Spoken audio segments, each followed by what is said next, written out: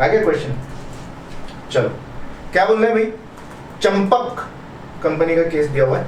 On 1 April 2008 Champak acquired 60% of equity, sure capital हो गया, उसको शेयर कैपिटल करना कोई बात नहीं, इसके मार्क्स नहीं कटते, of Madhavi company in share पास रखो ना, बाइक इसका यूज हो रहा है। अच्छा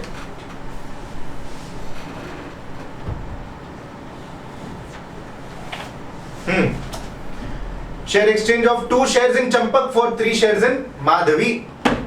माधवी कंपनी हमने अक्वायर की और सॉरी लोग मीम देखकर आए तारक वाले, ठीक है, तो कितने 3 शेयर्स माधवी के बदले हम हमारी कंपनी के चंपक कंपनी के 2 शेयर्स दे देंगे, ठीक है। At that date the retained earnings of Madhavi company were $35 million, dollar नहीं लगा, डॉलर है।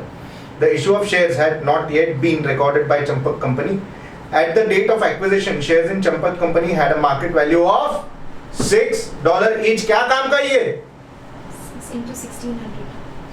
अरे कि तो गिन भी ली इसने? नहीं मतलब shares. ठीक है, आप जो नंबर ऑफ शेयर्स निकालोगे वो चंपक के नंबर ऑफ शेयर निकलेंगे, उसको आपको 6 से मल्टीप्लाई करना पड़ेगा ताकि आपको fair value of consideration paid बन जाए। कोई मेरे का कैश कंसिडरेशन है क्या इसमें? नहीं है, नहीं है, कोई कैश कंसिडरेशन है नहीं, सिर्फ शेयर एक्सचेंज हुआ है, ठीक है। अच्छा, इनकी फाइनेंशियल पोजीशन दी हुई है, वो मैं डिस्कस नहीं कर रहा हूँ। ये क्वेश्चन ओरिजिनली 20 मार्क का था, ये आपको मैंने 16 मार्क वाले का पार्ट दिया है, जो बचा 4 मार्क वाला था वो कुछ तो भी एनालिसिस से रिलेटेड था, तो मैंने अभी एक्सक्लूड कर दिया उसमें। यहाँ से आ जाइए, एडजस्टमेंट पढ़ लेंगे। अच्छा, एक बात देखिए, 1 अप्रैल 2008 को हमने अक्वायर किया है और ईयर एंड कब है बेटा? 30 सितंबर, 6 मंथ, मतलब ये मीडिया एक्विजिशन है, ठीक है। पोस्ट एक्विजिशन 6 महीने, प्री एक्विजिशन 6 महीने। इस बात को बहुत अच्छे से एकदम ध्यान कर लो। At the date of acquisition the fair value of Madhavi's assets were equal to their carrying amounts with the exception of an item of plant which had a fair value of 2 million in excess of its carrying amount, ठीक है। तो एक plant and machinery ऐसी है जिसका हमें fair value adjustment करना पड़ेगा, ठीक, करके दिखाऊंगा, don't worry. It had a remaining life of 5 years at that date, straight line depreciation हमें यूज करना है। Madhvi company has not adjusted carrying amount of its plant as a result of fair value exercise. मतलब माधवी के books में ये अभी भी carrying amount पर दिख रहा है, ठीक है, माधवी की बुक्स में। पर जब हम ग्रुप की बुक्स बनाएंगे, जब कंसोलिडेटेड एफएस बनाएंगे, तब हमें ये फेयर वैल्यू का एडजस्टमेंट करना पड़ेगा। मैं आराम से पढ़ा रहा हूँ, आपके पास एग्जाम में इतना टाइम नहीं रहेगा, वो तो मेरे को समझाने इसलिए मैं टाइम दे रहा हूँ। Sales from Madhvi company to Champak in the post acquisition period were 8 million, बहुत बढ़िया। Madhvi company applied markup on cost of 40%। क्या बेटा, सब्सिडरी पेरेंट को बेच रही है, ठीक है, सब्सिडरी पेरेंट को बेच रही है 40% का मार्कअप लगा के। 8 मिलियन का सामान बेचा है, लेकिन ये 8 मिलियन सेल्स वैल्यू है, मार्कअप निकलेगा कॉस्ट पे, ठीक है, ठीक है। कैसे पटकना बंद कर। Champak company had sold 5.2 million. अच्छा, इसमें से 5.2 बेच भी दिया भाई, है ना, पीयूपी निकलेगा, करेक्ट, ये पीयूपी से रिलेटेड है, ठीक है, करेंगे कैलकुलेट, डोंट वरी। गीत और आयशा समझ में आ रहा है बेटा? गीत कहाँ चली गई? हाँ, Madhvi company trade receivable at 30 September, year end पर माधवी कंपनी के कुछ ट्रेड रिसेबल है जिसमें 6 लाख रुपए चंपक से हैं, चंपक से लेने हमें, ठीक है, लेकिन चंपक के ट्रेड पेबल के साथ ये कॉरेस्पॉन्ड नहीं हो रहा है, मिसमैच आ गया। ये क्यों मिसमैच आ गया? देखिए, कैश इन ट्रांजिट है 2 लाख की, कैश इन ट्रांजिट है, ठीक है, 2 लाख रुपए की कैश इन ट्रांजिट आती है बेटा। Cash in transit and goods in transit हमें अज्यूम करना है कि ये मिल चुका। एडजस्टमेंट कैसे होती? ये अज्यूम करके कि भाई ये मिल चुका। तो अगर गुड्स मिल गए, इन्वेंट्री मिल गई, तो इन्वेंट्री डेबिट टू पेबल। तीसरा वाला समझेगा बेटा? माधवी कंपनी के बुक्स में 6 लाख का रिसेबल दिख रहा, जो चंपक से टैली नहीं हो रहा। वो टैली इसलिए नहीं हो रहा क्योंकि 2 लाख रुपए चंपक ने भिजवाए लेकिन माधवी को मिले नहीं है। मतलब चंपक की बुक्स में ट्रेड पेबल दिख रहा होगा 4 लाख रुपए का, 4 लाख रुपए का पेबल दिख रहा होगा, 2 लाख की कैश इन ट्रांजिट 6। करेंगे ना, एडजस्ट करेंगे, आराम से करेंगे। पहले समझ लो क्वेश्चन क्या है। इतना समय आपके पास एग्जाम में नहीं है क्वेश्चन समझने का, मैं पहले ही बता दूं। मैं आप लोग को अप्रोच बताऊंगा कैसी रखनी है, डोंट वरी। चंपक कंपनी की पॉलिसी क्या है? एनसीआई बेटा फेयर वैल्यू पे है कि वो proportion of net asset? Fair value दी है क्या? है फेयर वैल्यू दी है क्या एनसीआई की? सब ढूंढ रहे। फेयर वैल्यू दी है बेटा? एनसीआई दी है ना, दी हुई है sir, on the date of acquisition. Yes, दी हुई है। और क्या बोला है? Consolidated goodwill was not impaired. Goodwill पे कोई इंपेयरमेंट नहीं है, इजी। ठीक है, शुरू करेंगे। एडजस्टमेंट सबको समझ गई क्या है क्या नहीं? चलो आ जाओ। मैं अपनी ये स्क्रीन छोड़ रहा हूँ, मैं वो नई स्क्रीन पे जा रहा हूँ, एक्सेल वाली। ठीक है, और आप लोग अपने पास कहीं पर एक क्वेश्चन ओपन करके रख लें, क्योंकि मेरे पास ऑफलाइन वैल्यू में खुला हुआ है। मेरे काम नहीं मीटिंग।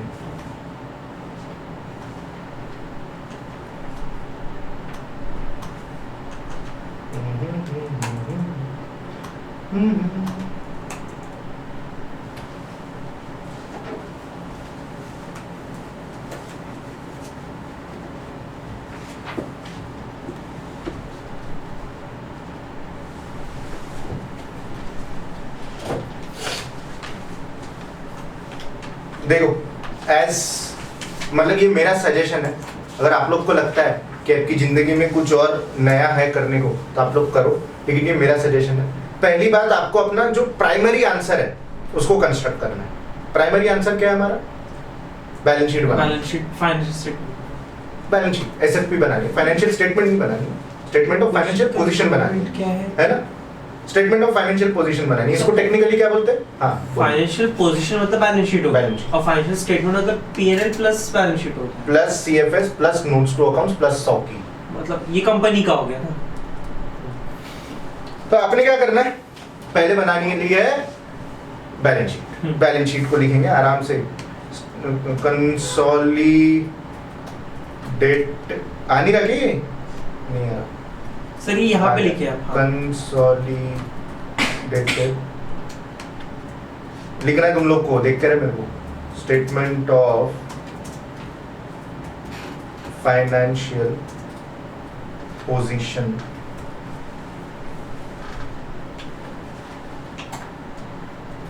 as at 30 सितंबर, जैसा उसने दिया वैसे ही।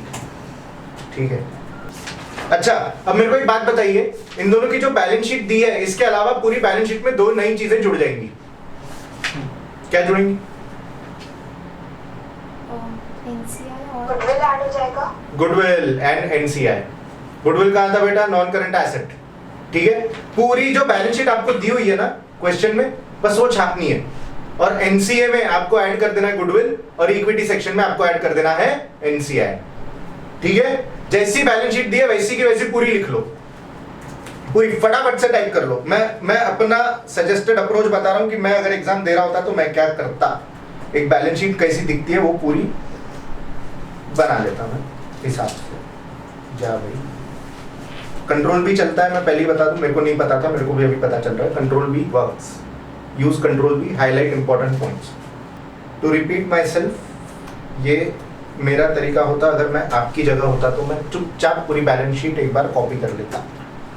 ठीक है, प्रॉपर्टी प्लांट एंड इक्विपमेंट, इसके अलावा एनसीए में और क्या क्या है? सीधा गुडविल आ जाएगा, और कुछ नहीं है। आई थिंक ये गुडविल। गुडविल के बाजू में मैं वर्किंग नोट नंबर अभी से लिख सकता हूँ। कौन सी रहेंगी? Working note 3। ठीक है, कोई डाउट? No sir. ठीक है, और क्या क्या चीजें हमारे पास? फिर सीधा करंट एसेट्स है, याद रखना। करंट एसेट्स और करंट एसेट्स में सारे कुछ ये तामझाम मिले होते हैं। ठीक है, रिसीवेबल पेबल वाले। अरे बाप रे, मैंने क्या किया? मैंने कुछ नहीं किया, मैंने क्वेश्चन को एक बार गो थ्रू किया, मैंने consolidated statement of financial position लिख दिया, अपने आंसर को मेक मेन हेडिंग दे दिया। ये आपकी एग्जामिनर गाइड का भी पॉइंट है कि प्लीज अपने आंसर की हेडिंग दीजिए। और ये तो फिर भी एक्सेल है, सबको पता है कि आप बैलेंस शीट ही बनाने वाले हो। जब आप एनालिसिस करते हो तब आपके पास सामने एक वर्ड डॉक्यूमेंट ओपन होता है। बच्चे वर्ड डॉक्यूमेंट में जो पॉइंट वो समझाना चाह रहे हैं, जो पैराग्राफ समझाना चाह रहे हैं, उसके ऊपर उसकी हेडिंग नहीं डालते हैं। तो ये इस पॉइंट में एग्जामिनर को मिलेगा क्या? इसकी वजह से मार्क्स कभी कभार ऊपर नीचे हो जाते हैं। ठीक है, हेडिंग डालना बहुत जरूरी है। देखिए, बहुत ही सिंप्लीफाइड, जैसे आपकी किताब में वो आंसर शुरू करता है, मैंने वैसे ही शुरू किया। कुछ नहीं किया है। बैलेंस, आपकी बैलेंस शीट में जितने एलिमेंट्स थे मैंने सारे टीक के यहाँ लिख दिए। फिगर्स इन 1000 का बस एक कॉलम बना लिया है। फिगर मैंने अभी तक एक भी नहीं डाला, और मैंने पहले ही आइडेंटिफाई कर लिया कि ये जो 10% लोन नोट है, इसमें कोई एडजस्टमेंट है ही नहीं। मैं ये आराम से अभी के अभी लिख सकता हूँ। लिख सकते हैं? Yes sir. लिख लेंगे 10% लोन में। चलो लिख लेंगे, इसमें कोई वर्किंग नोट की आवश्यकता नहीं है। 3000 और 4000 की लोन नोट्स है मेरे ख्याल से, एक बार चेक कर लीजिए। अगर पीएनएल बनाना चाहिए तो उसका इंटरेस्ट फाइनेंस कॉस्ट में जाता है। ये देखो, अरे करो ना, पीएनएल का क्वेश्चन कराऊंगा मैं। कराने का हाँ। मैं कंफर्म कर रही हूँ। हाँ कंफर्म बढ़िया किया तुमने, कंफर्म कर रही 7,000। ठीक है। अच्छा मैं आप लोग को बता दूं, अगर आपको कोई शॉर्टकट्स आते होंगे तो वो यहाँ पे काम नहीं करते हैं।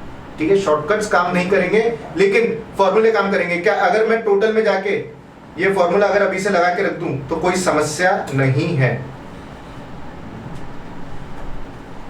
ये बाद में किया तो भी चलेगा, आप लोग टाइम ले रहे हो इसलिए मैं अभी से ये करके रख रहा हूँ। ये बाद में किया तो भी चलेगा, सिर्फ फॉर्मूले लगा रहा हूँ, आप लोग बाद में लगा लेंगे तो भी चलेगा।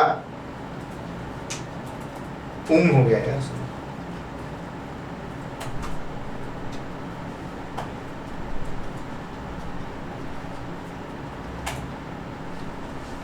लो भैया, लोन नोट्स मैंने यहाँ पे एक्सप्लेन भी कर दिया कि ये लाइन बाय लाइन एडिशन के हिसाब से 3,000 प्लस 4,000। अच्छा पहले तो ऑनलाइन वाले दोनों, आप दोनों कहाँ तक पहुंचे बेटा? ऐसे यहाँ तक पहुंच गए, वर्किंग नोट पे हो, ठीक है, वो भी गलत है। हाँ गीत कहाँ तक पहुंची बेटा? गीत है क्या कॉल पे? हाँ तो कहाँ तक पहुंची फिर? तो ये बना लिया आपने जो जितना बनाया है। नहीं तो जो लोग आगे बढ़ जाएंगे उनको समझ में नहीं आएगा कि मैं करना क्या चाह रहा हूँ, तो फिर क्या फायदा। जो लोग आगे बढ़ जा रहे हैं वो भी गलत है। पहले आप समझ तो लो कि मैं पढ़ाना क्या चाहता हूँ, वरना तो फिर मतलब क्वेश्चन तो आज तक आप लोग सॉल्व कर ही रहते हैं ना घर पे, मेरे बिना भी कर रहे। करना क्या है, पहली स्टेप क्या है आपके सामने, जैसी कंसल्टेशन का है, मैंने क्वेश्चन एक बार अच्छे से पढ़ लिया, मैंने चीजें आइडेंटिफाई कर ली, मेरे को पता है ये एक मीडिया एक्विजिशन है। मीडिया एक्विजिशन का एसेट पे क्या फर्क पड़ता है? 1 रुपए का कोई फर्क नहीं पड़ता। जैसे लाइन बाय लाइन एडिशन होता है वैसे ही होता है, वो प्रॉफिट है जो टाइम अपोर्शन होता है ना, उसको कोई फर्क नहीं पड़ेगा अपने को। ठीक है, तो जैसे लाइन बाय लाइन एडिशन होता है वैसे ही वो लोन नोट्स मैंने आधा किया या 6/12 किया, नहीं कोई फर्क नहीं पड़ता है ना। मीडिया एक्विजिशन है लेकिन मेरे को बनानी बैलेंस शीट है, तो कोई दिक्कत नहीं है, वैसे ही बन जाएगी। अच्छा इसके बाद मैंने सारी एडजस्टमेंट्स गो थ्रू कर ली। ठीक है, एडजस्टमेंट अभी आपके दिमाग में कहीं तो भी घूम रही है। एडजस्टमेंट क्योंकि आपने पढ़ लिया, आपको एक बात समझ में आ गई कि लोन नोट्स जो है इसमें कोई एडजस्टमेंट है ही नहीं, चुपचाप फटाफट वैसी की वैसी लिख सकते हैं। मैंने ये किया, जो आपको बैलेंस शीट दी हुई है दोनों कंपनीज की उनको वैसे का वैसा लिख लिया। इसमें एक चीज मैंने नहीं डाली, गुडविल, क्योंकि वो क्रिएट होगा अभी, एनसीआई वो क्रिएट होगा अभी, और शेयर प्रीमियम ये हो सकता है कि आपको एग्जाम में स्ट्राइक ना हो, कोई बड़ी बात नहीं है। यहाँ पर आ रहा है क्या, मैं ये अगर कॉलम सेलेक्ट कर लूं, नहीं कॉलम ऐड नहीं हो रहा तो मैंने बैलेंस शीट वापस सारी की सारी यहाँ पे कॉपी कर लिया। देखिए मैं क्यों ये सब सजेस्ट कर रहा हूँ, क्योंकि ये एग्जामिनर गाइड और ये सब गो थ्रू कर चुका हूँ, इसलिए बता रहा हूँ। ये लिटरली ये लोन नोट जो जिसमें कुछ था ही नहीं, दुनिया की कोई चीज नहीं, इसका आधा मार्क तो मेरा ऑलरेडी, अभी तो वर्किंग नोट मैंने शुरू नहीं किया, आधा मार्क मेरे को मिल चुका है। ठीक है, कुछ भी नहीं किया मैंने अभी तक, इसलिए बोल रहा हूँ। पहले आपको क्वेश्चन रीड करना है, क्वेश्चन की क्या स्पेसिफिक्स है फटाफट आउटलाइन कर लीजिए। आपके पास यहाँ पर एक स्क्रैच पैड होता है, स्क्रैच पैड में आप फटाफट से लिख लीजिए कि अगर मीडिया एक्विजिशन है, यहाँ पे फट से तुरंत से लिख लेना मीडिया एक्विजिशन, अगर है तो। नॉर्मल एक्विजिशन है तो कोई जरूरत नहीं है, कोई ऐसे कुछ तो भी लिख लेना, जस्ट लेटिंग यू नो। इसमें एब्रिविएशंस भी चलते हैं स्क्रैच पैड में? Scratch pad is not marking, नहीं है। स्क्रैच पैड पे आपको मार्क्स नहीं मिलेंगे बेटा, वो आपकी वर्किंग के लिए, वो आप जैसे ही अगले क्वेश्चन पे जाओगे वो खत्म हो जाएगा। Okay okay, scratch pad is rough work. ठीक, फटाफट से यहाँ पे जॉट डाउन कर लिया आपने, क्या इंटरेस्ट में कुछ है, कुछ इंटरेस्ट रिलेटेड कुछ है, फिर क्या क्या इसके पास पीयूपी भी है, इसमें पीयूपी लिख लिया। ठीक है, ऐसे फटाफट से आप जॉट डाउन कर लीजिए स्क्रैच पैड में क्वेश्चन पढ़ते पढ़ते। ठीक है, तो अब आपको वापस क्वेश्चन पढ़ने की जरूरत नहीं, अब आपने स्क्रैच पैड में मेन पॉइंट्स और एडजस्टमेंट किससे रिलेटेड है वो पता चल गई। ठीक है, नेक्स्ट स्टेप फटाफट से बैलेंस शीट कंस्ट्रक्ट कर लो। बैलेंस शीट में 2 चीजें हमेशा आएगी, एनसीआई आएगा, गुडविल आएगा ही। अब ये इसमें क्योंकि शेयर एक्सचेंज हो रहा है, ठीक है, तो इसमें शेयर प्रीमियम भी क्रिएट हो जाता है। मालूम है? नहीं मालूम होता, बताऊंगा कैसे, भूल गए तुम लोग एडजस्टमेंट। ठीक है, शेयर प्रीमियम का भी एक कॉलम रो ऐड हो जाएगा, बताऊंगा डोंट वरी। ठीक है, अच्छा ये सारी बातें करने के बाद मेरे को एक बात पता चल गई, मैं शुरू से अगर अपनी बैलेंस शीट एक बार गो थ्रू करूं, पीपी तो इसमें वो फेयर वैल्यू के एडजस्टमेंट है, गुडविल अभी तक निकाला नहीं, करंट एसेट वो इंट्रा ग्रुप ट्रेडिंग है तो वो सारे कुछ करंट एसेट में ट्रेड होगा, चलो हटा दो। शेयर कैपिटल में वो क्योंकि हमने शेयर एक्सचेंज किया शेयर कैपिटल बढ़ेगा, क्योंकि हमने शेयर एक्सचेंज किया शेयर प्रीमियम इंट्रोड्यूस हो जाएगा। रिटेन अर्निंग अभी तक निकाली नहीं, चलो कोई बात नहीं आगे बढ़ जाओ। एनसीआई अभी तक निकाला नहीं, कोई बात नहीं आगे बढ़ जाओ। लायबिलिटीज पे पहुंचेंगे, 10% लोन नोट, कोई एडजस्टमेंट नहीं है, फटाफट ऐड करके खत्म कर दी। करंट लायबिलिटी बिल्कुल एडजस्टमेंट है, क्यों? क्योंकि इंट्रा ग्रुप ट्रेडिंग है। ठीक है, तो आगे बढ़ जाते हैं। चलो अब हमारे लिए कुछ नहीं बचा इसमें। ठीक है, बैलेंस शीट बनाकर उसमें मात्र लोन नोट ऐड करके आपने आधे 1 मार्क तो वैसे ही कमा लिया। अब मेरे पास जो स्पेस बची वो बची वर्किंग की। यहाँ पे मस्त से वर्किंग्स की एक हेडिंग डाल दूंगा, इसको बोल्ड भी करूंगा, इसको इटैलिक भी करूंगा ताकि अंधे काने को भी दिख जाए। ठीक है, मैं इसकी साइज भी बढ़ा दूं, ये ले देखते रहे दिन भर वर्किंग देख। ठीक है, वर्किंग नोट नंबर 1 क्या रहती बेटा? अरे माइनस क्यों आ गया? अच्छा ये वर्किंग नोट नंबर 1 क्या रहती है होनार बच्चे मेरे? Group structure. अब ग्रुप स्ट्रक्चर में अगर आप लोग को ऐसा है कि सर मैं यहाँ पे लाइन डाल लूँ, ये कर लूँ, वो कर लूँ, नहीं, कुछ भी करने की जरूरत नहीं है। आप यहाँ पे बेसिक रखना है इसको। यहाँ पे आप लिख लीजिए क्या नाम है? चंपक।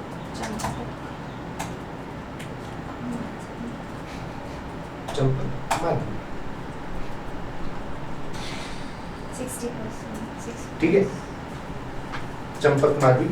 यहाँ पर 60% अक्वायर, ये मैंने लिख दिया। ऑन 1 अप्रैल, ये मैंने लिख दिया।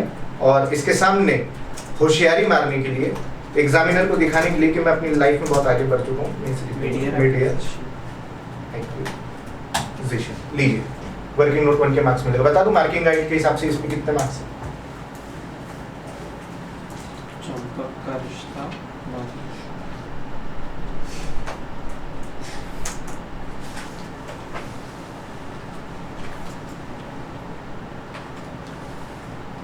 इसका आधा मार्क है। Working note number 1 group structure का आधा मार्क। कुछ किसी को इटैलिक्स करना होगा, किसी को बोल्ड करना होगा, बिल्कुल आप कर सकते हैं, कोई दिक्कत नहीं है। ठीक है, ये वर्किंग नोट है। वर्किंग नोट के मार्क्स है, मैं पहले ही बता दूं, जिन लोगों को डाउट है मैं बता दूं, वर्किंग नोट के मार्क्स है, स्क्रैच पैड में लिखी गई बातों के मार्क्स नहीं है। तो स्क्रैच पैड में आप कुछ भी कर सकते हैं, एब्रीविएशन जो करना है कर लो, बस अपने याद रखने के लिए चीजें स्मरण में रहे, इसलिए आप स्क्रैच पैड यूज कर सकते हैं। ऊपर कैलकुलेटर भी है। कैलकुलेटर आपको दोनों तरीके के मिल जाएंगे, इसमें साइंटिफिक कैलकुलेटर भी है और आपके पास एक स्टैंडर्ड कैलकुलेटर भी इसमें जनरेट हो जाएगा, फटाफट से हो जाएगा, ऐसी कोई ज्यादा लोडिंग टाइम लेता नहीं है। तो अगर कभी कुछ ऊपर नीचे हो जाए, आप ये कैलकुलेटर भी यूज कर सकते हैं। सिंबल्स का भी यहाँ पर एक ऑप्शन है, आप डॉलर पाउंड अगर ऐसे, मतलब मुझे नहीं लगता इतने ज्यादा डिफिकल्ट क्वेश्चन आएंगे कि आपको करेंसीज यूज करनी पड़ेगा, बट अगर आ गए तो यहाँ से हो जाएगा। ये सिंबल ऊपर, कौन सा सिंबल? ये हाँ। दादा, ये डॉलर। ठीक, तो इससे मतलब जो भी कैलकुलेशन होंगे वो डॉलर वगैरह से ऐसे रिलेटेड होगी कि सिर्फ वो सिंबल ही प्रेजेंटेशन के लिए है और कुछ नहीं। ओके, ठीक है, आ जाओ। दूसरा सेकंड वर्किंग नोट क्या रहती है बेटा? Net assets of. इसमें भी सर पूरा वर्किंग नोट 2 ऐसा लिखना है कि सिर्फ नंबर डाल दो? नंबर 2, हाँ, number 2 working note A, working note B, working note C सब लागू है, उस चीज का कोई इशू नहीं है। आपने कंटेंट एक्चुअली दिया क्या है भाई? लॉजिकल एग्जाम है, तुम वो सब अपने आपकी जितने भी आज तक आपने प्रीवियस एग्जाम्स दिए होंगे ना, वो दिमाग से निकाल दो। बहुत लॉजिकल दिमाग। और ये जानबूझ के वो लोग एक्सेल पे क्यों करवा रहे हैं? ताकि एक इंडिविजुअल एग्जामिनर इंडिपेंडेंट तरीके से बैठ के आपका पेपर चेक करेगा। जैसे वो चेक कर लेगा, एक के पास जाएगा, जैसे वो चेक कर लेगा तो तीसरे के पास जाएगा, 3 लोग बैठ के अपना इंडिपेंडेंट रिव्यू देंगे, तब जाके उस पे मार्किंग सिस्टम प्रॉपर्ली होगी। इसकी पूरी प्रॉपर मार्किंग गाइड निकलती है। एसीसी में वो सब टेंशन नहीं है, ये टूल का ये लिख दिया रोज में, कंटेंट ही होना चाहिए। ठीक है, मैं तो आप लोग को प्रेजेंटेशन के साथ बता रहा हूँ, क्योंकि अब फुल्ली प्रिपेयर्ड पहुंचो ना। अगर ऐसे बहुत अच्छे तरीके से प्रेजेंट नहीं कर पाए, बोल्ड नहीं कर पाए, सर इटैलिक नहीं कर पाए, उसके वैसे ही मार्क्स नहीं है। आप हेडिंग डालो ना, हेडिंग बोल्ड की, इटैलिक की, वो तो दैट इज सेकंड। ठीक है, अच्छा कंट्रोल भी, कंट्रोल आई काम कर रहा है। ठीक है, तो अगर किसी को क्विकली किसी चीज को बोल्ड करना है तो कंट्रोल भी, किसी चीज को क्विकली इटैलिक करना है कंट्रोल आई। ये प्रेजेंटेशन आप पे डिपेंड करता है, कहीं पर भी इसकी कोई गाइडलाइन नहीं दी है, मैं भी उसे छोड़ दूंगा अभी के लिए, क्योंकि मेरा ध्यान अभी आंसर निकालने पर है। हाँ, क्या क्या आएगा भैया? सब्सिडरी का नेट एसेट कैसे निकालते बेटा? शेयर कैपिटल लेंगे उसका शेयर प्रीमियम मेरे ख्याल से है ही नहीं, तो क्या करेंगे? और कुछ है कि उसका रिटेंडर नहीं है, हो गई।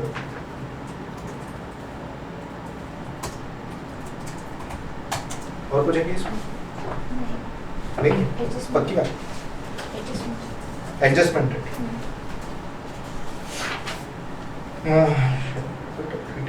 ठीक है ठीक है ठीक है। कितना शेयर कैपिटल है भैया?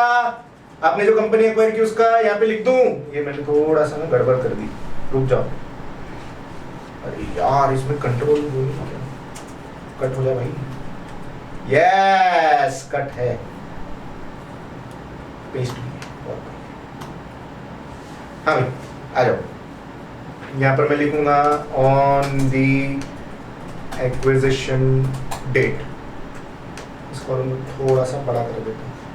यहाँ पे मैं लिखूंगा on the reporting date. Acquisition date ऐसे लिखना पड़ेगा ना, एडी लिखने से नहीं चलेगा। एब्रिविएशंस नहीं क्या चलेंगे। समझेगा वो? पोस्ट एक्विजिशन फटाफट से लिख लिया है। जिनका एक्सेल पे ग्रिप है वो फटाफट से कंट्रोल V दबा के इसको बोल्ड भी कर सकते हैं। Just saying it's not necessary, पहले ही बता दूं। कंट्रोल C काम नहीं कर रहा है, लेकिन कॉपी नाम की कोई चीज है यहाँ पर, बहुत बढ़िया, ठीक है। ये आ गया। शेयर कैपिटल इसका था 4000, नहीं गलत पढ़ लिया मैंने। इसका शेयर कैपिटल कितना है? हाँ 4000, ठीक है। रिटेन अर्निंग कितना? 5000 है ना? नहीं रिटेन अर्निंग 6,000। अरे ये क्या कर दिया?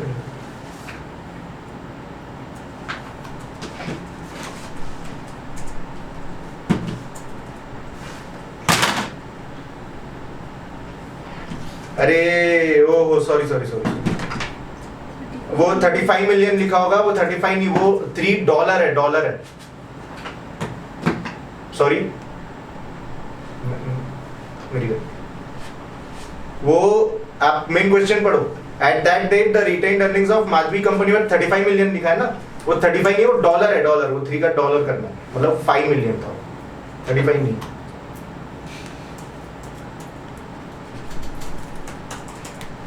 ठीक है। और एक कुछ फेयर वैल्यू एडजस्टमेंट भी हमारे सामने है कि नहीं? पढ़ू क्या क्वेश्चन एक बार फटाक से, आ जाओ। पहली एडजस्टमेंट, सारी बातें मिलजुल रही थी, बस एक प्लांट ऐसा था जिसकी फेयर वैल्यू 2 मिलियन एक्सेस में थी, 2 मिलियन एक्सेस में थी, तो उसके 2000 हमें यहाँ पर जोड़ने पड़ेंगे। फेयर वैल्यू एडजस्टमेंट 2000 सम कर देंगे 11,000, ठीक है।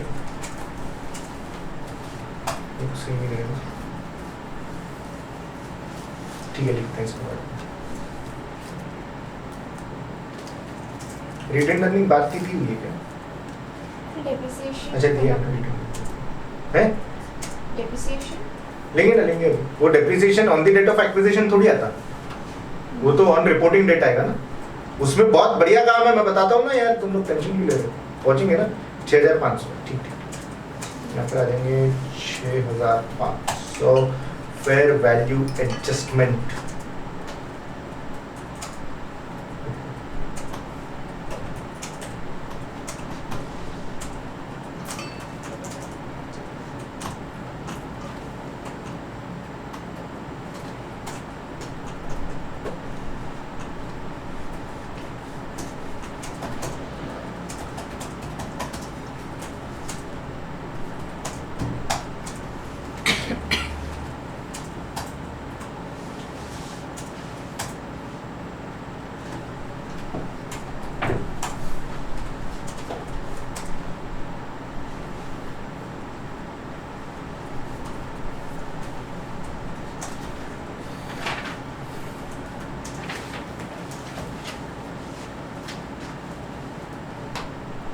अच्छा मेरे को एक बात बताएंगे, ये मैंने नीचे नहीं चीज लिखी है फेयर वैल्यू एडजस्टमेंट, इसका वर्किंग नोट नंबर मैं बाद में दे दूंगा, ठीक है। आपकी क्योंकि एसेट की फेयर वैल्यू बढ़ गई है तो उस पर डेप्रिसिएशन आएगा ना, एक्सेस डेप्रिसिएशन, ठीक है, जो ग्रुप रिकॉर्ड करेगा, वो जो भी आता है मैं बाद में आप लोग के साथ डिस्कस करता हूँ, ठीक है। ठीक है, मैं अभी उसको सॉल्व नहीं कर रहा हूँ, अभी मेरा ध्यान इस पर है कि मैं पहले फटाफट से आप लोगों के साथ बेसिक वर्किंग नोट्स बना लूँ। पोस्ट एक्विजिशन के लिए मैं अगर फॉर्मूला लगा तो मजा ही आ जाए। सर सर एक और चीज है ना, पीओपी। वो यहाँ से करूंगा ना माइनस, बता तो रहा हूँ, टेंशन नको, टेंशन नको। चलो ठीक है, ठीक है, ये यहाँ पर क्या किया है सर, आपने क्या किया वो छोड़ दो। आपको ये मालूम है कि share capital on the date of acquisition and on the reporting date same रहेगा। रिटेन्ड अर्निंग 5000 दी हुई है, रिटेन्ड अर्निंग 6500 दी हुई है। फेयर वैल्यू एडजस्टमेंट 2000, मैंने ये वो प्लांट खरीदा है ना, ये एडजस्टमेंट नंबर 1 ए एडजस्टमेंट, पहली एडजस्टमेंट दी हुई है कि भैया प्लांट जो था, एक प्लांट की फेयर वैल्यू 2 मिलियन ज्यादा थी, बस वो 2 मिलियन यहाँ पर ऐड कर दिया और कुछ भी नहीं किया। आप सिर्फ एक्विजिशन पे ध्यान दें, मात्र एक्विजिशन पे ध्यान दें और कुछ भी ना करें। मैं वर्किंग नोट नंबर 3 की तरफ बढ़ रहा हूं। जिनको ना समझाऊं कृपया हाथ उठा के डाउट पूछें। हाथ उठा के। नहीं, मैं 2 मिनट मुझे वो वर्किंग नोट 2 ही दिखा दीजिए उसके ऊपर। लो, ये फेयर वैल्यू जो एडजस्टमेंट आपने की है क्या इसमें 2 दिख रही है ना? हाँ, one is fair value adjustment, another is fair value adjustment depreciation, जो मैं बाद में कैलकुलेट करूंगा। फेयर वैल्यू एडजस्टमेंट दोनों में दिखती है ना, इसमें एट एक्विजिशन और post, at acquisition and at the reporting आ गई ना पोस्ट एक्विजिशन 2000। नहीं, एट एक्विजिशन और एट द रिपोर्टिंग डेट दोनों में दिखती है ना।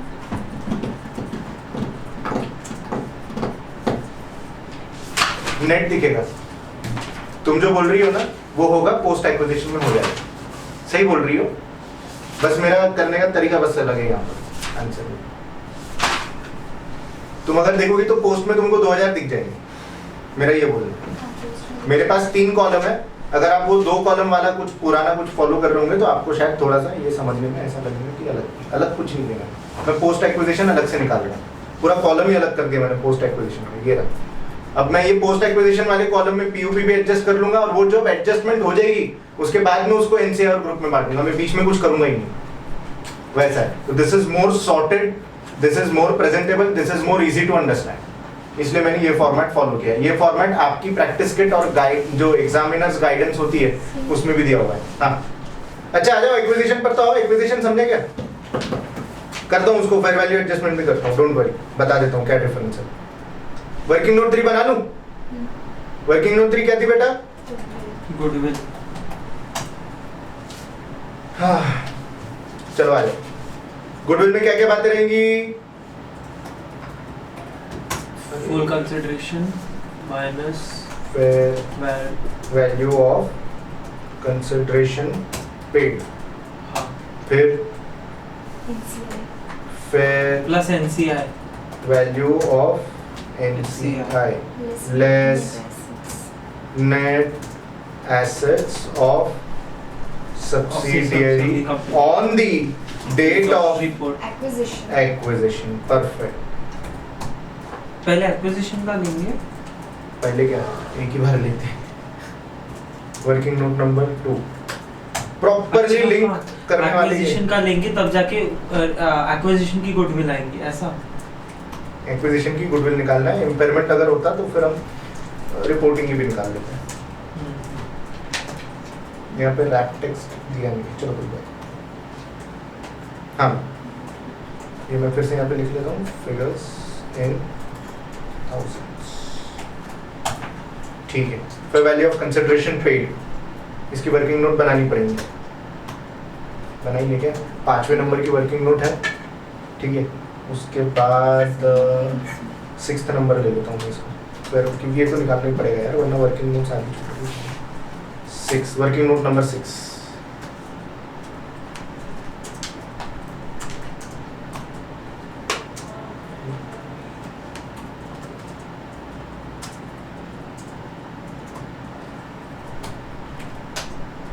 वर्किंग नोट नंबर 4 क्या है? नॉन कंट्रोलिंग इंटरेस्ट, ठीक है। ये कैसे निकालते? Fair value of non controlling interest on, नहीं, on the date of acquisition, on the date of acquisition, फिर इसमें हम जोड़ देंगे correct NCI's percentage of post acquisition earnings.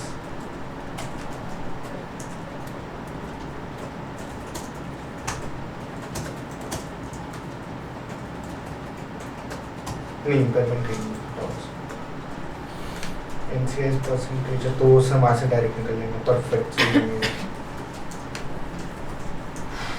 यहाँ पर मैं लिख लेता हूँ figures in working note number 5 भी मैं यहाँ पर एक बार बना लेता हूँ।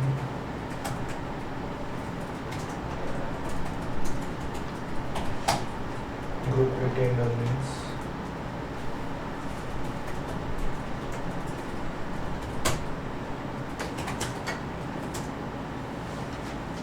share of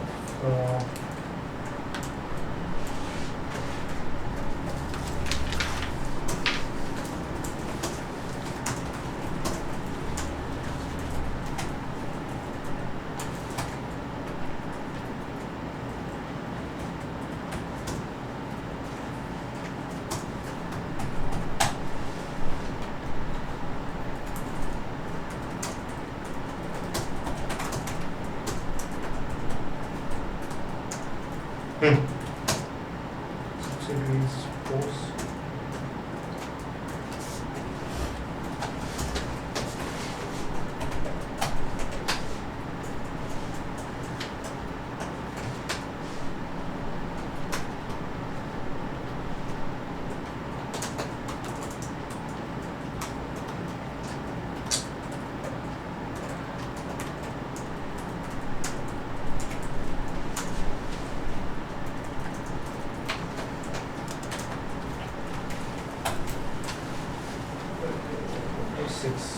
consideration paid. Total number of shares in Madhavi company. कितने शेयर्स है माधवी कंपनी में? Any idea? 35 मिलियन थे ना? नहीं वो तो बेटा उसका रिटेन अर्निंग था, वो भी 5 मिलियन था।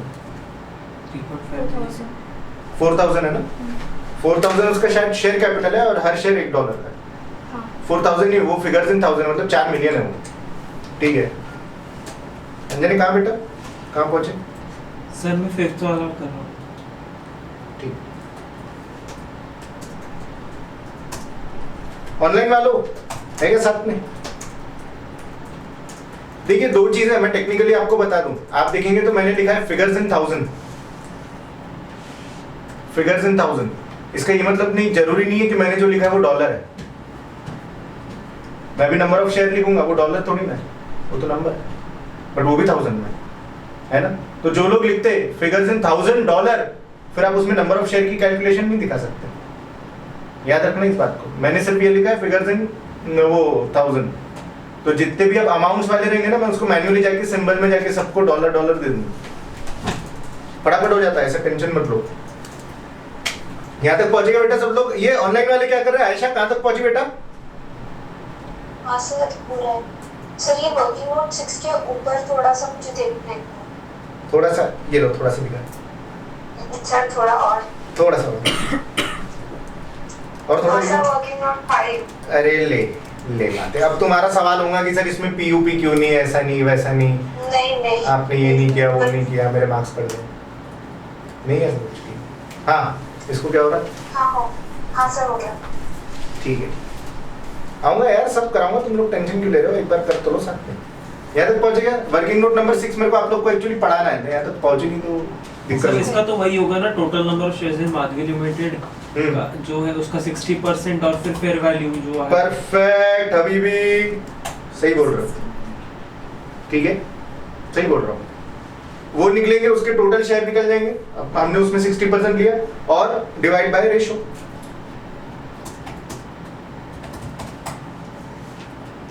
रेशियो ऑफ एक्सचेंज क्या 2/3 मेरे ख्याल से। ठीक है अब मैं यहाँ पे कैलकुलेशन दिखा दूंगा। Total shares given 4,000 into 60% into 2 divided by 3, 1600 shares आ गए, मतलब 1.6 मिलियन। बताइए। हाँ ये नंबर ऑफ शेयर्स है। टोटल कंसिडरेशन पेड की अगर मैं बात करूं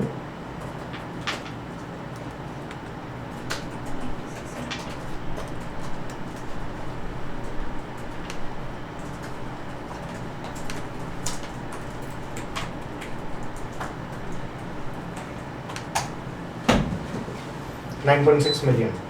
बताओ भैया क्या डाउट है, फटाफट से पूछो, फटाफट से देखेंगे। कंसिडरेशन पेड $6, ठीक है। लेकिन क्या ये अगर मेरे को इसकी अकाउंटिंग करनी है तो मैं कैसे करूंगा बेटा? अगर स्टैंड अलोन के हिसाब से मैं देखूं, स्टैंड अलोन लिख जान रहे, मैं वर्किंग नोट बना रहा हूँ या लिखता नहीं हूँ, एंट्री लिख देता हूँ बस, एंट्री, ठीक है। एंट्री इनिशियली क्या रही होती? इन्वेस्टमेंट डेबिट, हाँ कॉस्ट ऑफ इन्वेस्टमेंट डेबिट कितना? 9,600, 9,600, ठीक है। 2 शेयर कैपिटल 1600, क्यों? क्योंकि उसके शेयर की फेयर वैल्यू कितनी है? $1, और हमने उसको कितने शेयर दिए? 1600, 1600 यहाँ पर आ गया, और बचा कुछ सारा कुछ कहाँ चले जाएगा? Share premium, perfect, share premium में चला जाएगा कितना? 8,000, 8,000 खत्म, ठीक है। अब ये इन्वेस्टमेंट वाली आपको एडजस्टमेंट करनी नहीं है, ये जो इन्वेस्टमेंट वाली एडजस्टमेंट है नहीं करने की जरूरत नहीं है, ये स्टैंड अलोन की एंट्री है, ठीक है। ये स्टैंड अलोन की एंट्री है। इन्वेस्टमेंट हम पूरे तरीके से हटा देते हैं और सामने वाले के पूरे एसेट्स हमारे पास जोड़ लेते हैं, एसेट लायबिलिटी है ना, कंसोलिडेशन का प्रोसेस ही हुआ। तो ये रेलेवेंट नहीं है, मैं बस आपको समझाने के लिए कर रहा था। ये आपको ऊपर का जो 9,600 है वो आपको यहाँ पर दिखाना मेरे ख्याल से उचित है। यहाँ पर शेयर कैपिटल लिख के मस्त है, यहाँ 1600 लिख दिए, यहाँ पर शेयर प्रीमियम लिखकर यहाँ पर 8,000 चेप दो। तुरंत हम बैलेंस शीट में ऊपर जाएंगे,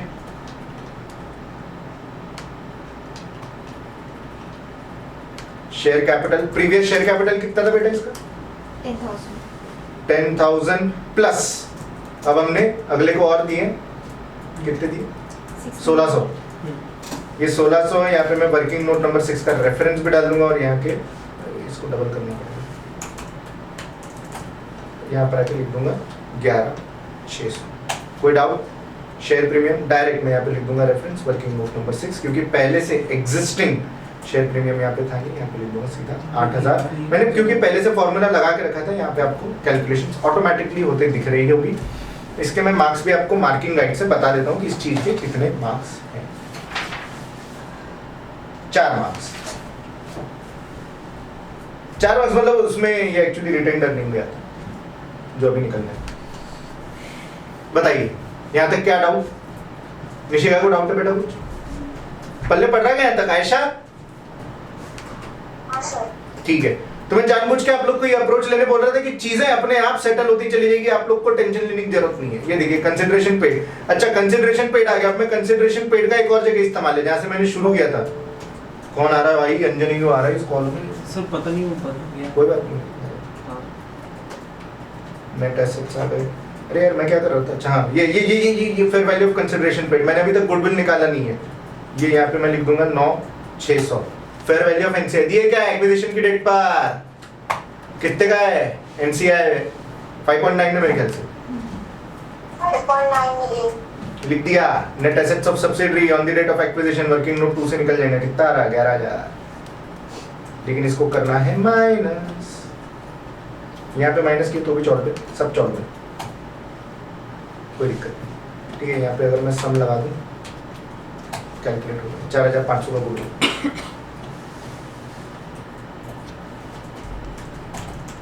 अरे यार जगह छोड़नी चाहिए। इसमें कॉपी नहीं ऐड करेंगे पगला।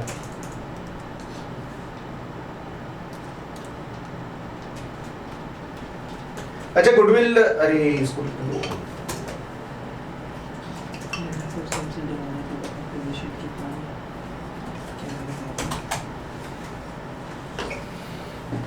एक्विजिशन डेट पर गुडविल इतना है, रिपोर्टिंग डेट पे भी इतना ही। क्यों? क्योंकि इस पे कोई इंपेयरमेंट है ही नहीं। लिख दूं गुडविल ऊपर? कोई समस्या तो नहीं? गुडविल वर्किंग नोट 3 कितना है? 4,000, 4,500। 4,500 लो लिख दिया 4,500, ठीक है। वर्किंग नोट सब बन गई है क्या? नहीं, हाँ बन तो गई है। एनसीआई बचा है। NCI on the date of acquisition दिया हुआ है ना यार, इसको सीधा सीधा लिख के खत्म करना है। यहाँ पे सम लगा देता हूँ, मैंने गड़बड़ कर दिया, ठीक है। मैंने टोटल के लिए कॉलम वो रोज छोड़े नहीं है, वो आप लोग थोड़ा सा सावधान रहे, सतर्क रहे। कंसिडरेशन पेड मैंने कर लिया, ठीक है।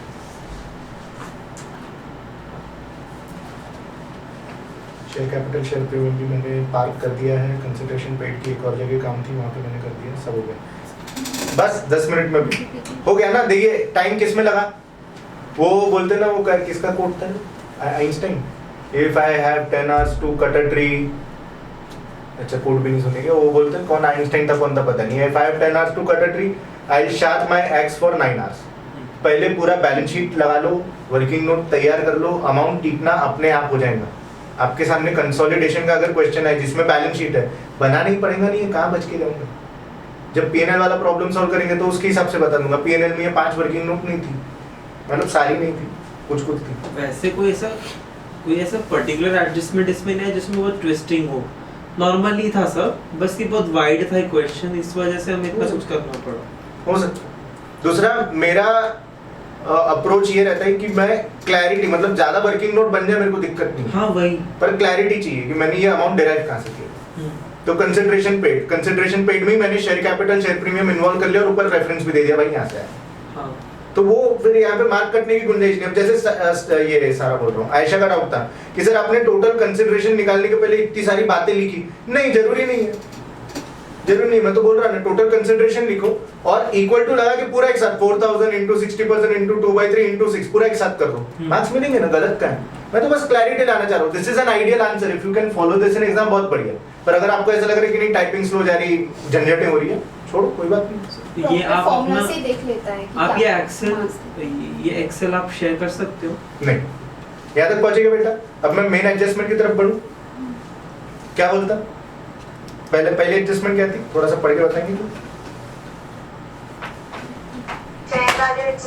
फेयर वैल्यू एडजस्टमेंट में क्या चीजें रहती, बिल्कुल सही बात, ये इन्होंने बिल्कुल सही कहा। हाँ, और डेप्रिसिएशन भी था, वो सही बात है तुम्हारी। जो प्री एक्विजिशन या on the day of acquisition जो हम फेयर वैल्यू लेते हैं, उसको आपको दोनों जगह पर लेना, करेक्ट हो, मतलब वो तो हो चुका ना, वो तो हो ही गया। मतलब प्लांट की वैल्यू 2 मिलियन से बढ़ गई तो वो एक्विजिशन की डेट पे भी 200 मिलियन ज्यादा था, सॉरी 2 मिलियन ज्यादा था, और वो रिपोर्टिंग डेट पे भी 2 मिलियन ज्यादा रहेगा, तो उसमें कोई दिक्कत नहीं। ये मैंने यहाँ पे फॉर्मूला गड़बड़ कर दिया, मैं उसको 2000 ऐसे का ऐसे ले लेता हूँ। फिर जो फेयर वैल्यू एडजस्टमेंट है, रुक जाओ एक मिनट, इसको ऐसे लो। फेयर वैल्यू एडजस्टमेंट में आपका एक्सेस डेप्रिसिएशन आएगा, ठीक है, एक्सेस डेप्रिसिएशन आएगा। करना है तो एग्जाम में करना, नहीं करना है तो जितने ब्रीफली आप उसको समझा सको समझा देना, पर मैं बना रहा हूँ। मेरे को एक वर्किंग नोट 7 चाहिए, छोटा सा चाहिए एकदम, यहाँ पे वर्किंग नोट नंबर 7 बना रहा हूँ। नहीं बनाओगे तो भी चलेगा, मैंने पहले ही बोल दिया this is an ideal answer, इसलिए मैं आप लोग के लिए करके दे रहा हूँ। Fair value adjustment, fair value increase 2 million से हुई, 2000 यहाँ पे लिख दिया। Depreciation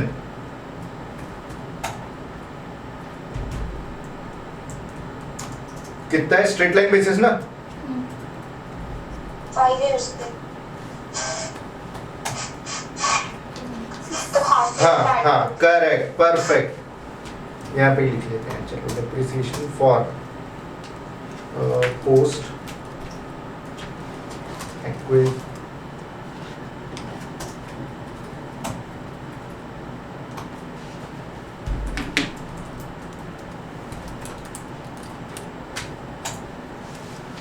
done. आ जाओ, अब यहाँ पर आपके पास देने के लिए रेफरेंस भी आ गया। वर्किंग 7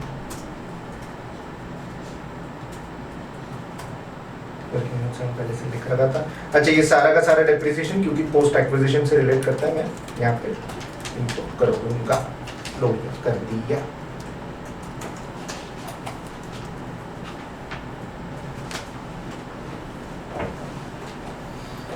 गीत बेटा बहुत देर से तुम खामोश चुप चुप सी हो।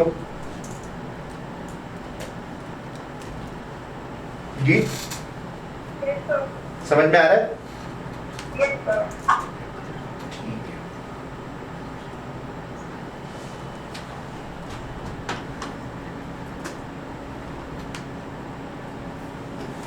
पहुंचेगा बेटा बाकी सब लोग भी यहाँ तक? निशिका को समझा? लो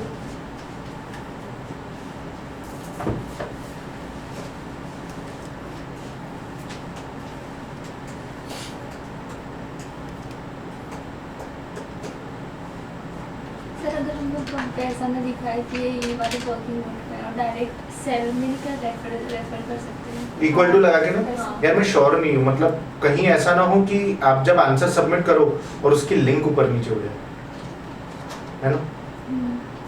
मैं समझ गया आप क्या बोल रहे हो। यहाँ पे इक्वल टू लगा के सीधा वहाँ का 200 सिलेक्ट कर लिया, मेरे को नहीं लगता वो करना चाहिए, क्योंकि कभी कभार अगर वो हाइपर, क्योंकि रेफरेंस एरर आता है, रेफरेंस एरर कभी कभार लोकल फाइल में आ जाता है, तो ये तो ऑनलाइन एम्बेडेड फाइल है, कब क्या हो जाए किसको मालूम। पूरा अमाउंट लिखो, बस रेफरेंस देते चलो।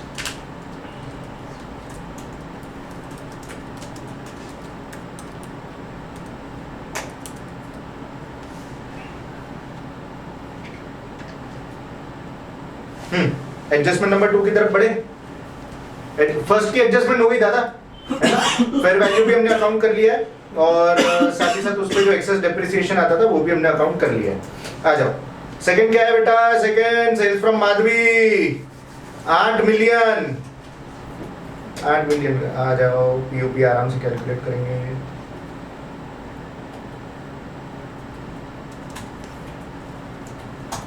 पीओपी, अच्छा पीओपी किस पे निकलती है बेटा? सिर्फ रिमेनिंग इन्वेंटरी पे निकलती है, ठीक है, ओके, ठीक है। यहाँ तक आइडिया सबको? गीत आपको पता है ना बेटा, पीओपी सिर्फ रिमेनिंग इन्वेंटरी पे निकलती है, ठीक है। रिमेनिंग इन्वेंटरी से ही मैं कैलकुलेशन शुरू करता हूँ। 8 मिलियन का तो हमने सामान दिया था, वो ठीक है, उसमें से 5.2 का बिक गया, तो बचा कितने का? 2.8।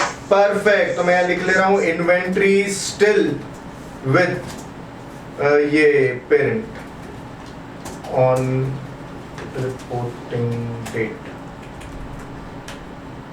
2 पॉइंट नहीं यहाँ पे लिख लेते हैं thousands। हाँ, फिर क्या इस पे मार्कअप है?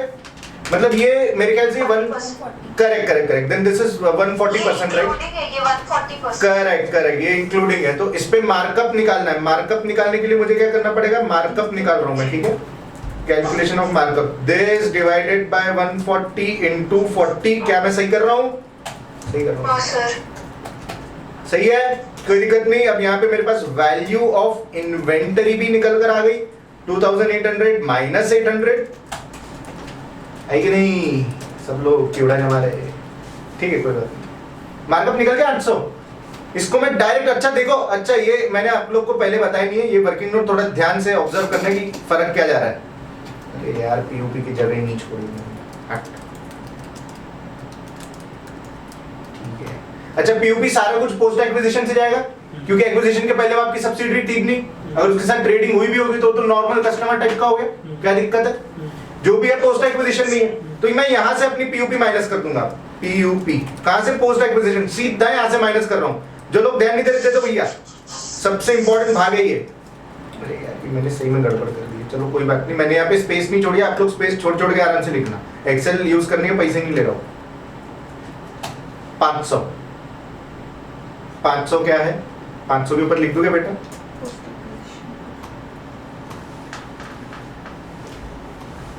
ये 500 कहां से लाया? जिसका ध्यान नहीं है बता दूं, ये 1300 मेरा पहले ही निकल रहा था।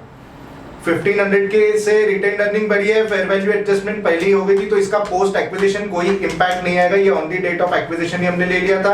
लेकिन हाँ, जो हमने एक्विजिशन की डेट पर जो रिवैल्यूएशन किया था उसका डेप्रिसिएशन का इंपैक्ट पोस्ट एक्विजिशन आएगा, तो वो यहाँ पे मैंने ले लिया है। और ऐसे 1300 मेरे पास निकल के आ रहा था। अब इस 1300 में भी 800 का प्रॉफिट तो नकली है, पीयूपी है, वो भी मैंने हटा दिया, वहां से 500 निकल कर आया है। मैं इसको सब टोटल या नेट टोटल का नाम दे देता हूँ, ठीक है। अब ये सब टोटल दो लोगों में बढ़ जाएगी, एक तो पेरेंट में बटेगी, दूसरा एनसीआई में बटेगी। पेरेंट को कितना जाएगा बेटा? इसका 60%। परफेक्ट। सर आपने शायद जब भी फॉर्मूला लगाए थे ना, जो मतलब एक्विजिशन के रेट में जो वैल्यू माइनस वो, और फिर वहाँ पे माइनस आ रहा पोस्ट एक्विजिशन में, माइनस ही आएगा, डेप्रिसिएशन माइनस होगा ना। डेप्रिसिएशन ही आपने वो फॉर्मूला लगाए थे ना वर्किंग नोट हाँ, में, हाँ। पोस्ट एक्विजिशन के नीचे equals to this sale minus this sale, तो उसके कारण माइनस में आंसर आ रहा है। तो शायद रिपोर्टिंग डेट वाले जो वाले में उसका reporting date minus acquisition date करोगे तो सही आ जाएगा। हाँ। मैंने गलती से acquisition date minus reporting date. Minus minus, अरे बेचारी, काटो इसको। सर ये आपने जो पेरेंट और एनसीआई का लिखा है वहीं पे वो भी लिखना क्या कंपलसरी है क्या? क्या लिखी? यहाँ पे जो आपने हाउ कंपलसरी, हाउ कंपलसरी, पड़ेगा हाउ कंपलसरी, वो उसको पता तो चल। अब आप क्या करोगे, आप वर्किंग नोट 5 में जाके ये 300 जोड़ दोगे, अगले को पता कैसे चलेगा कि 300 आया कहाँ से? वर्किंग नोट 2 से। ये अब इस पे सब एडजस्टमेंट हो गया। अब आपको क्या करना है, एनसीआई में जाके बस यहाँ पे वो टिप लूंगा, कितना आया उसके 500 200 आया 200। ग्रुप रिटेन लर्निंग में पेरेंट, अरे यार पेरेंट की रिटेन लर्निंग गिवन है यार, इसको लिख लेना। पेरेंट की रिटेन लर्निंग हमें क्लोजिंग पे गिवन है 35,400। इसमें बिल्कुल भी देर नहीं लगानी चाहिए क्योंकि इसके मुफ्त के मार्क्स 5,400 सर झूठ बोल रही है ना? अरे नहीं नहीं, वो तुम जो बोल रहे हो दूसरा है, ये 35,400। अच्छा, हम लोग वर्किंग नोट नंबर 5 में जो ग्रुप रिटेन लर्निंग है उसमें अलग से पीयूपी एडजस्ट करते थे, हम उसमें अलग से इंपेयरमेंट एडजस्ट करते थे। अब जरूरत ही नहीं है, क्यों? क्योंकि सारे कुछ हम वर्किंग नोट 2 में एडजस्ट करके आ रहे हैं। पीयूपी एडजस्ट हो गया ना वर्किंग नोट 2 में, पीयूपी के बाद का जो प्रॉफिट था वही हमने एनसीआई और इसको बांटा है, तो अब तो दिक्कत ही नहीं। अब कुछ भी एडजस्ट करने की जरूरत नहीं, सारा कुछ वर्किंग नोट 2 में एडजस्ट हो गया, इसलिए मेरे को ये वर्किंग नोट पसंद आई। बोलो। अगर चंपक अगर सेल करता तो फिर वो ग्रुप रिटेन लर्निंग। परफेक्ट, अगर चंपक सेल करता तो करेक्ट, तो पीयूपी वहां पर ना आते हुए सिर्फ यहाँ पर आता। करेक्ट, बिल्कुल सही। वो तो that is by nature of trading. अब जैसे इंपेयरमेंट है, आपका एनसीआई फेयर वैल्यू पर है और अगर गुडविल इंपेयर हो जाता वो भी मैं वहीं से माइनस कर देता पोस्ट एक्विजिशन, है ना? वैसे ही माइनस होना है ना, इंपेयरमेंट भी पड़ता ना दोनों में, मैं पोस्ट एक्विजिशन के प्रॉफिट से ही माइनस कर देता सब्सिडरी में। इसलिए एक वर्किंग नोट में सब कुछ आ गया, इसलिए मेरे को वो वाली वर्किंग नोट ज्यादा पसंद है। अनफॉर्चुनेटली अपन ने जो क्लास में प्रैक्टिस की है वो कुछ और तरीकों से की हुई है, ये मेरे को बेस्ट लगी कि सारे एक जगह पर आप वो उसका जो रिटेन लर्निंग है एडजस्ट कर लो, फिर एडजस्टेड को बांटो ना, ताकि आगे जाके एडजस्ट ना करना पड़े। ये देखो 2 लाइन में ये भी वर्किंग नोट खत्म हो गई, ये भी खत्म हो गई, सिंपल। तो अगर हम गुडविल को वर्किंग नोट में एडजस्ट कर देंगे तो चलेगा? गुडविल को इंपेयरमेंट चलेगा क्या? वैसे ही करो, मैं तो बोल रहा हूँ सजेस्टेड है, वैसे ही करो।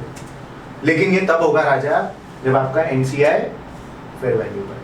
अगर एनसीआई प्रोपोर्शन पर है तो इंपेयरमेंट पूरा पेरेंट के पास जाएगा वर्किंग नोट 5 में। चल वेरी गुड, मेरे ख्याल से आप लोग को बातें समझ में आ रही है।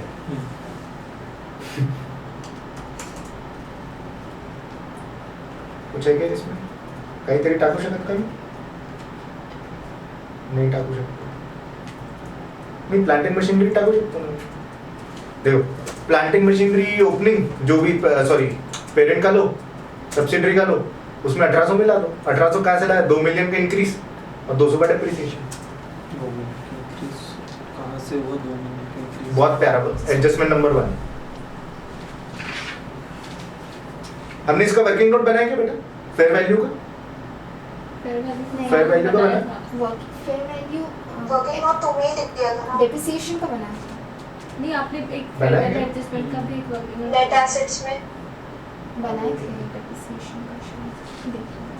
अरे बनाया ना, वर्किंग नोट नंबर से बनाया। अरे कैसे जज कर ले। आजा। तो पीपी, अच्छा पीपी खत्म हो गया। पीपी में फटाक से जाके लिख ले रहा हूँ। पीपी कितना है? पेरेंट का कितना? 4600। द सब्सिडरी का कितना? 12600। 12,600 और इसमें मैं और ऐड कर दूंगा 1800। 1800 के बाजू में लिख दूंगा माइनस वर्क। डेप्रिसिएशन। परफेक्ट। तो टोटल कितना आता? इसी के कैलकुलेटर 55,200 55,200।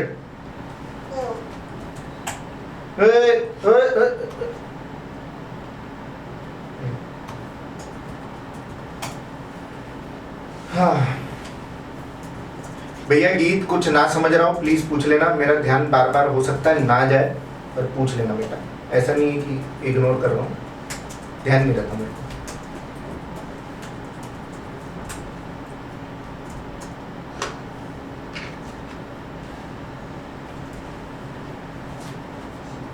हाँ अगला क्या है? Intra group.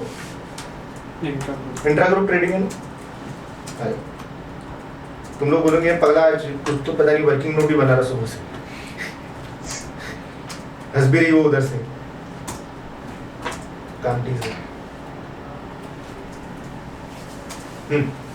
Intra group trading कैसे करेंगे एडजस्ट बेटा? इंट्रा ग्रुप ट्रेडिंग में क्या बोलना है मैं पहले भी समझा चुका हूँ, जब हम क्वेश्चन सॉल्व कर रहे थे, मैं वापस समझा देता हूँ।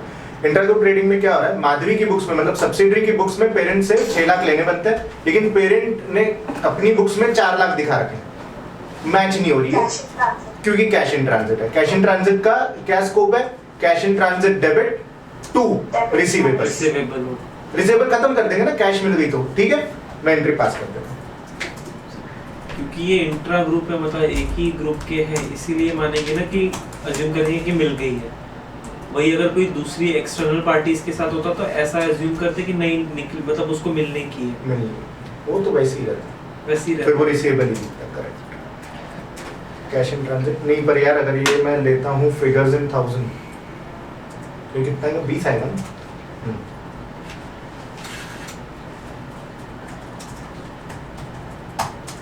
एक 2 लाख डिवाइडेड बाय 200 आएगा। 200 कैश इन ट्रांजिट, और क्या रिसीवेबल उड़ा देंगे 200 से, ठीक है। तो एडजस्टमेंट क्या बनी?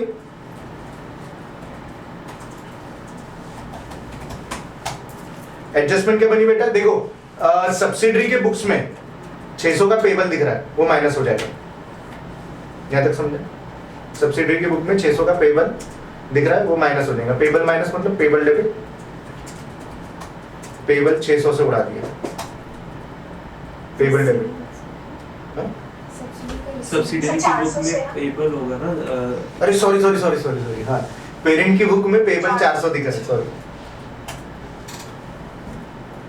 पेबल 400 दिख रहा है, और कैश भी डेबिट हो जाएंगे ना बेटा, कैश इन ट्रांजिट है ना, कैश 200 डेबिट हो जाएंगी, और आपका रिसीवेबल क्रेडिट हो जाएगा कितने से? 600 से, क्योंकि ये इंट्रा ग्रुप है ना, समझा क्या? ये अपना सब्सिडरी के बुक्स में पेबल दिख रहा है 400, क्यों? क्योंकि उसने 200 भेज दिया जो उसको मिले नहीं, तो 400 डेबिट करके हटा दूंगा। पेरेंट की बुक में 600 रिसीवेबल दिख रहा है, वो 600 हटा दूंगा, 200 कैश है ना जो डेबिट हो, cash in transit. Cash in transit हो गया। एडजस्ट कर रहा हूँ करंट एसेट और करंट लायबिलिटी में, सब लोग ध्यान देंगे कैसे। करंट एसेट में पहले तो वैसे का वैसा जितना इन लोग का था क्लोजिंग पे उतना लिख लेगा, 16,000 और 6,600।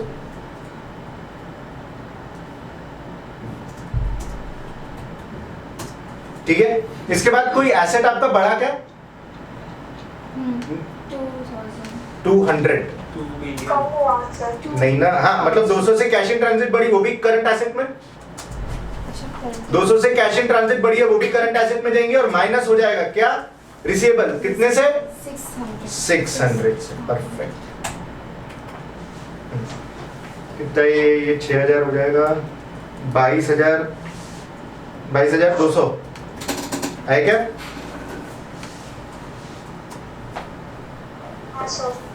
22,200 और नहीं यार, अरे मैंने एक चीज मिस कर दी, सॉरी। इसमें इन्वेंट्री भी तो है, और इन्वेंट्री पे पीयूपी, इन्वेंट्री का वैल्यूएशन कम हो जाएगा 800 से।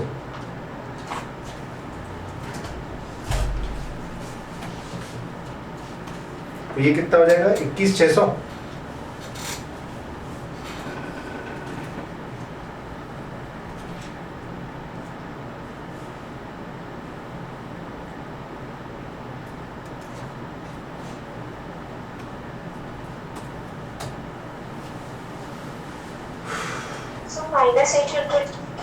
वो पीयूपी था ना, तो पीयूपी में क्या होगा? हमारी प्रॉफिट कम हो जाएगी और इन्वेंट्री का वैल्यूएशन कम हो जाएगा। इन्वेंट्री क्रेडिट करेंगे, इन्वेंट्री भी करंट एसेट में है, उसको क्रेडिट करके हटाना पड़ेगा 800।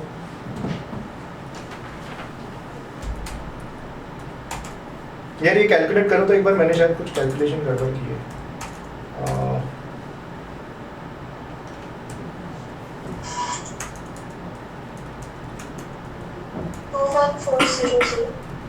81100 से कैसे? सर पीयूपी माइनस होगा। बोलो पीयूपी माइनस होगा ना इन्वेंट्री में से, इन्वेंट्री का वैल्यूएशन कम करता ना हो, तो इन्वेंट्री का वैल्यूएशन कम होगा तो करंट एसेट कम हो जाएंगे, वही तो किया मैंने। और कुछ डाउट पूछो। प्रोसेस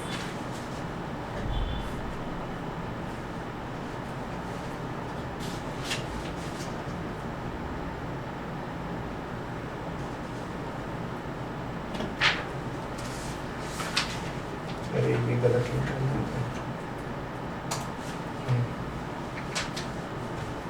ठीक है, ये दिया गया रिटेन अर्निंग निकालना। अरे नहीं, रिटेन अर्निंग निकली तो ठीक है। कितनी आ रही है रिटेन अर्निंग? पीयूपी भी एडजस्ट हो गई तो रिटेन अर्निंग क्या दिक्कत है? 35,700 35,700 आ तो रही है। देखते हैं, मैच नहीं हुआ तो देखिए। 35,700 एनसीआई मैंने इनपुट कर दिया था क्या? नहीं किया। एनसीआई भी तो आ गया on reporting date. NCI reporting date कितना है? 6100। अरे चैट वैट मत करो यार क्लास के बीच में। शेयर कैपिटल, शेयर प्रीमियम भी कंप्लीट हो चुका था, रिटेन्ड अर्निंग भी कंप्लीट हो चुकी है, और हमारे पास एनसीआई भी आ चुका है। क्या बचा फिर? अच्छा, करंट लायबिलिटी बची। ओहो, करंट लायबिलिटी बचा है। करंट लायबिलिटी में आई डोंट थिंक ज़्यादा एडजस्टमेंट्स है। नहीं, पीयूपी का को माइनस यूपी नहीं, वो 600 ट्रेड पेबल वाला। हाँ, ट्रेड पेबल कितना था? 600 600 था कि 400 था? 400 है यार। हाँ 400 है, मेरे को भी 400 ध्यान आ रहा है। 600 हो सकता है। I will not disagree immediately. 8200 plus 4700 minus 400 मेरे हिसाब से कितना है? आयशा थोड़ा बताना बेटा इसकी कैलकुलेशन। इसका कैलकुलेशन कितना है? 80900 टोटल लायबिलिटीज एंड इक्विटीज का टोटल है। टैली नहीं हो रही। 80900 लायबिलिटीज और टोटल एसेट्स कितने आ रहे हैं? उतनी तो आ रहे, जीरो तो आ रहे। ये देखो, ये चेक बोलते हैं इसको, बैलेंस शीट का चेक। एक बार दिखा दीजिए। टोटल एसेट एक बार देख लो। लो भाई, कोई वैल्यू गड़बड़ आ रही। 21400 तुमने कंफर्म किया था। गुडविल 4500 डायरेक्टली वर्किंग नोट्स है, और ये पीपी तो हमने निकाल लिया है 55,000। मैंने इसमें डेप्रिसिएशन माइनस कर ओके ओके। हाँ भाई बताइए, हो गया ये प्रॉब्लम सॉल्व?